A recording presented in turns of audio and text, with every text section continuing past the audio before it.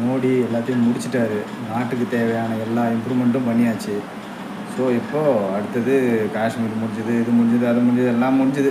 சரி, ஓகே, அவங்க ஃப்ரெண்டுங்களுக்கு இது பண்ணி கொடுத்தாச்சு. இப்போ தாராவி மேலே ஒரு கண்ணு வந்துருச்சு. தாராவி அதானி கேட்டுட்டாப்புல.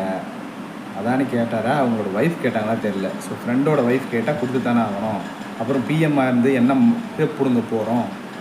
ஸோ அடுத்தது பிளான் பண்ணியாச்சு. ஸோ தாராவியை காலி பண்ணுறது தான் அடுத்து அவங்களோட பிளானு. ஸோ மக்கள்னு ஒன்று இருக்கிறது இந்தியாவில் யாருக்கும் தெரியாது.